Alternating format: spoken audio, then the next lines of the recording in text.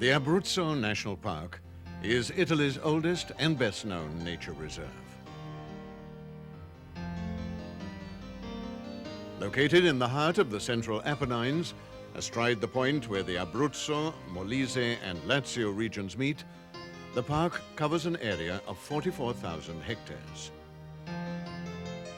Soaring mountain slopes, plunging valleys, and no less than 4 rivers enhance the spectacularly beautiful scenery. Within the park, there are 1,870 protected species of higher flora and 330 species of vertebrates. The most important being the Marsican bear, which is also the symbol of the park, the Abruzzo chamois, the Apennine wolf, the lynx, the deer, and the roe deer. But the park is much more than this. It is a point of contact between people and nature, which offers not only an intelligent, peaceful opportunity to relax, but also a means of making people aware of the biodiversity of the environment and of conservation problems. The world's first modern national park was the Yellowstone Park in the United States, which was established in 1872. Italy was slow to follow the American example. In fact, the Gran Paradiso National Park was not established until 1922. The Abruzzo National Park had been founded the year before as a private venture and was originally created around a nucleus of 500 hectares on the Costa Camosciara. Subsequently, a further 12,000 hectares were entrusted to the management of the Ente Parco. In the course of time, additional extensions were added, the last being in 1990, when the total area was increased to its present 44,000 hectares.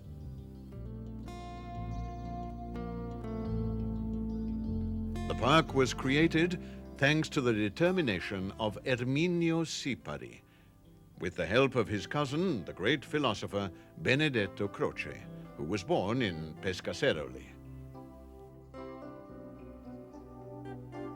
In its early days, the Ente Autonomo Parco Nazionale d'Abruzzo had to contend with problems which went far beyond routine land management. The new approach to nature conservation had to take into account the needs of the local people, traditionally farmers and stock herders who moved their livestock from the mountain slopes to lower pastures according to the season. Like Italy itself, the park was struck by hard times during the Second World War and lost much of its stock of fauna. Then, the years of the post-war boom saw profound changes in the park's economy.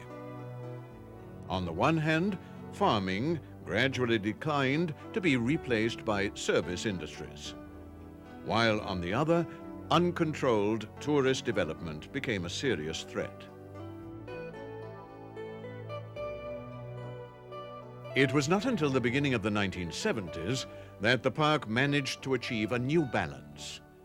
At that time, the new management initiated a determined campaign against unlicensed construction and laid the foundations for the renovation and relaunching of the park's facilities. Today, the park is famous in Italy and throughout the world as a pilot institution for nature conservation in harmony with the demands of progress. The most valuable asset is not its terrain, but its range of flora and fauna species. Most of the vegetation is comprised of beech forests, with a rich gamut of colors that enhances the scenery as the seasons change. In this wood, the guide pointed out the centuries-old beech trees and oaks, which are considered the park's patriarchs. Some have a circumference of almost 5 meters, and their majestic presence gives places like this a strong sense of solemnity. At higher altitudes, we find important examples of endemic species, such as the magnificent woods of black pine at Villetta Barea. The park offers a great variety of different environments, like these falls in the heart of the Camosciara in the Alto Sangro region. The breathtaking pools of Val Caneto created by the course of the river Melfa.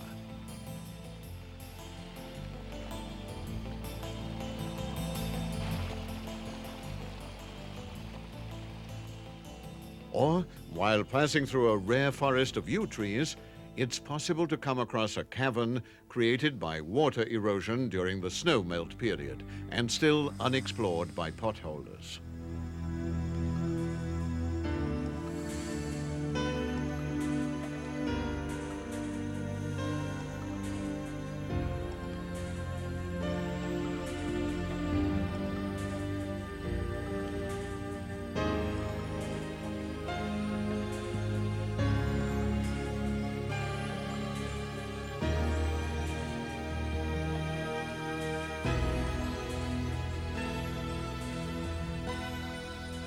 This thick vegetation is the ideal habitat for the park's banner animal species, the Marsican brown bear. This super predator that can weigh up to 300 kilos and which for decades has been on the endangered species list. Today, between 70 and 100 examples enjoy the safety of the park. But the Marsican bear is not the park's only characteristic species. Recently, the lynx, Europe's largest feline, reappeared here. Known since ancient times as the lupo cerviero, the lynx can be over 1 meter long and weigh up to 25 kilos. Sightings of this splendid lone hunter have been reported in several parts of the country, and the same goes for another of the reserve's guests of honor, the Apennine wolf. There are between 40 and 50 examples in the park alone, and others are now being sighted all along the high Apennines, in zones from which the wolf was believed to have disappeared years ago. Another typical member of the park's fauna is the Abruzzo chamois. It lives in its natural state mainly on the higher slopes of the Camosciara. A chief park warden led us up to Val di Rose in the Integral Reserve. After a 3-hour trek on the back of mules, our team reached a pasture at some 2,000 meters, which the warden had indicated as the grazing ground for herds of chamois. In recent years, these magnificent creatures, together with deers and roe deers, have increased steadily in number. By living in perfect harmony with its environment, each one of these animals contributes to making the park a unique natural showcase.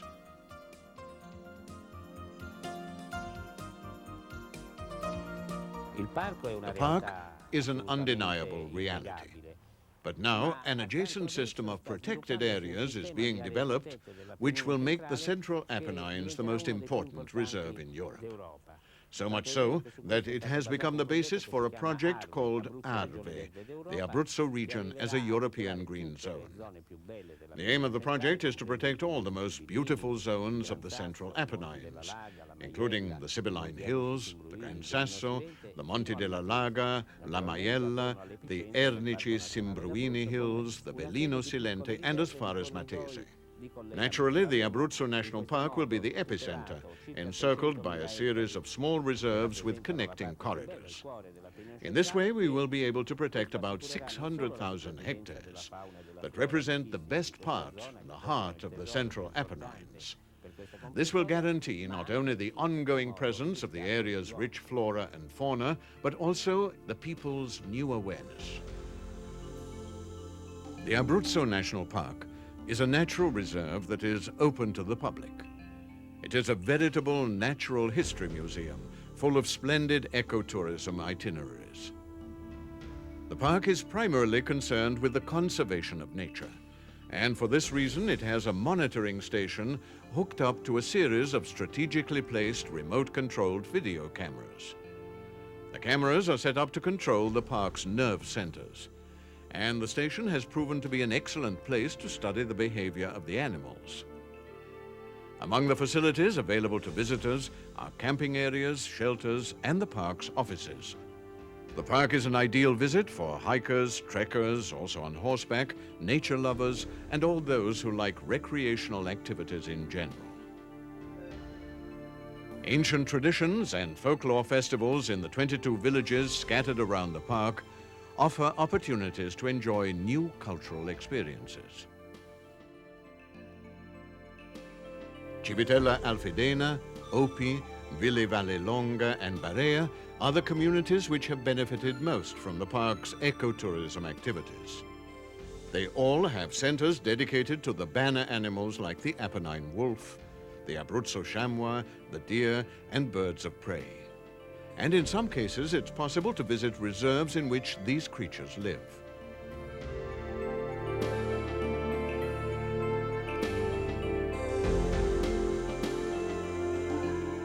Another worthwhile visit is to the center in Pescasseroli, which hosts injured animals and animals which are unable to survive on their own after being expelled from the pack by the law of natural selection.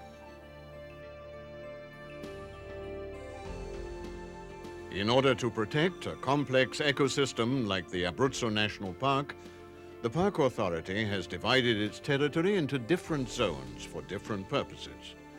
Zone A is the Integral Reserve. Zone B is the General Reserve. Zone C is a protection area.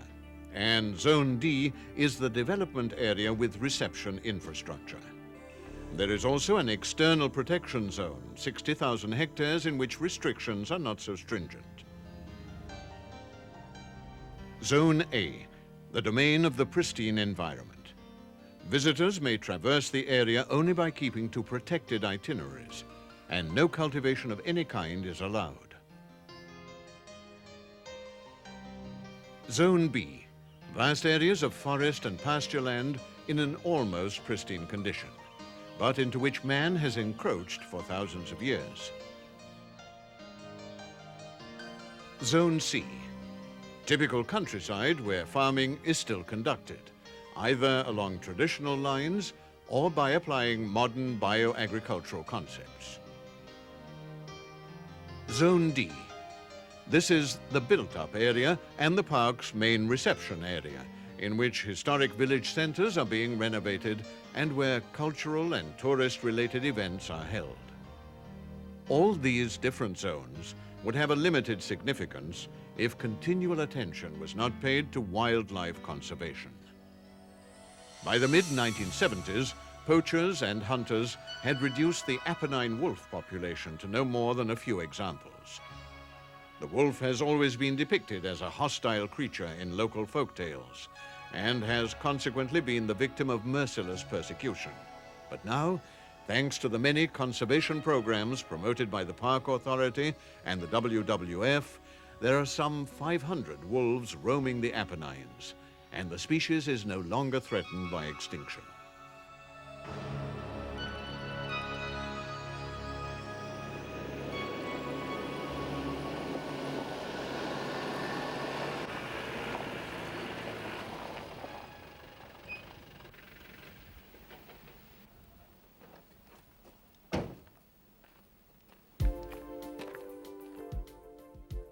The Abruzzo National Park operates on an annual budget of only 5 billion lire and employs 100 people directly and as many again indirectly. The number of visitors ranges from 1 million to 2 million each year, a presence that supports about 1,600 small, semi-family-run businesses and contributes some 300 billion lire to the park's economy. The kind of tourism attracted by the nature reserve is not mass tourism, confined to brief periods of the year. It is a specialized type of tourism made up of nature lovers, school trips, and scientific expeditions. And it tends to be spread out through the year and does not interfere with the management of the park's resources. The park has always made a point of sponsoring initiatives aimed at a wide section of the public. One such initiative is the Ecological Laboratory, a site at which specialized personnel teach young people to respect the environment by involving them in practical activities, wildlife watching, and modern environmental didactic programs.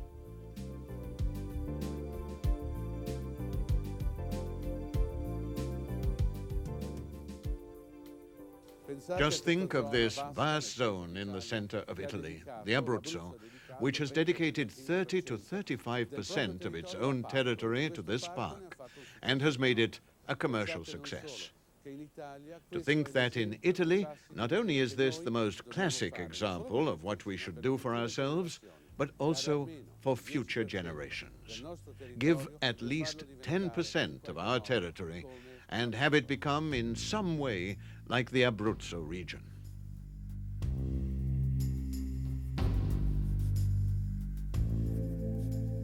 Indiscriminate exploitation of natural resources is one of the most serious threats that faces the world.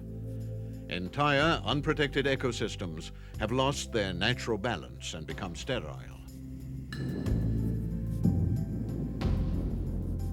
Many times in the past, we have seen innumerable species driven into extinction by man. The extinction of a species is an irreplaceable loss. The destruction of a genetic heritage that no force in the world has the power to reconstruct.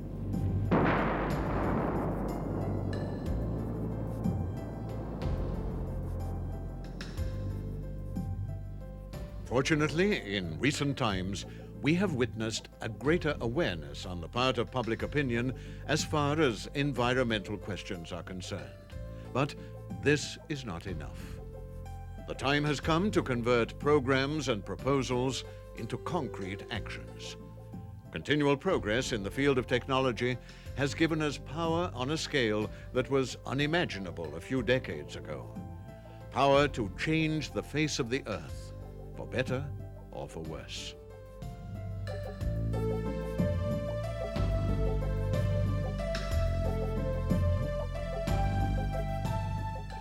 Those who come after us, future generations, will be the innocent heirs of the world we are building, and they will judge our actions.